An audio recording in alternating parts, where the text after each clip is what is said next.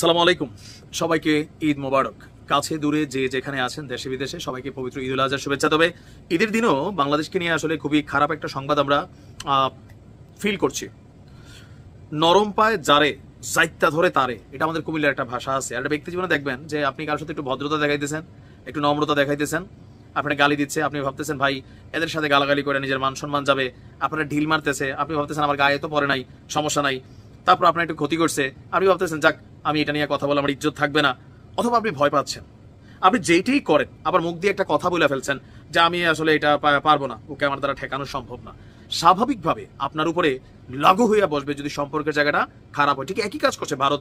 আর এই তথ্য আজকে বাংলাদেশটা, ভারতের গণমাধ্যম বলছে বাংলাদেশ সরকারের নরম অবস্থানের কারণে প্রতিদিন বাংলাদেশে কি পরিমাণ পুশিন করানো হচ্ছে, এবং যাদেরকে বাংলাদেশি দাবি করে পুশিন করানো হচ্ছে তারা আদৌ কি বাংলাদেশি কিনা।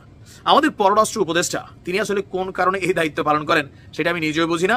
তিনি যখন বললেন যে ভারতের পুশিন ঠেকানো সম্ভব না, আমরা চিঠি দেব, আর ভারত বাংলাদেশের আকাশে ড্রোন উড়াইয়া উড়াইয়া দেখে কোন জায়গা খালি আছে ঠেইলা মানুষ ঢুকাই দিচ্ছে, সীমান্তে নিজ দেশের নাগরিকদেরকে বাংলাদেশে ঠেলে দিচ্ছে, মানে পুশিন করছে ভারত।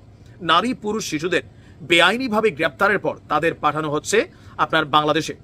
ভারতের উত্তর পূর্বাঞ্চলের আসাম রাজ্যের হাজার হাজার মানুষ এখন আতঙ্কে দিন কাটাচ্ছে।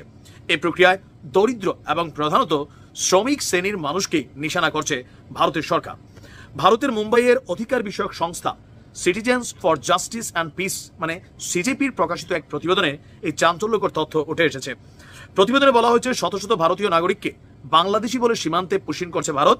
সাংবাদিক, আইনজীবী, মানবাধিকার কর্মী তিস্তা সেতেলবাদের এই সংস্থা জানিয়েছে আসামের 33 জেলার সব জায়গাতেই নির্দিষ্টভাবে চিহ্নিত করে নারী পুরুষদের শিশুদের গ্রেপ্তার করা হচ্ছে, তারপর এদেরকে বাংলাদেশে পুশিন করা হচ্ছে। গত রোববার এসব ভারতীয়দের অনেককেই ফেরত তথ্য পুশব্যাক করতে চেয়েছে বাংলাদেশ। আসামের অন্তত 6 নারীর সাক্ষাৎকার নিয়েছে সংস্থাটি। সাক্ষাৎকার নেওয়া নারীরা তারা প্রত্যেকে বলছেন তাদের বাড়ি হচ্ছে আসামে।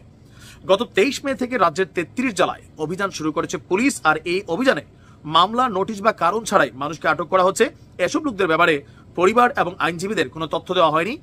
আর অসমর্থিত সূত্রগুলো বলছে প্রায় 145 জনকে সীমান্তের ওপারে নোম্যান্স ল্যান্ডে ঠেলে দেওয়া হয়েছে।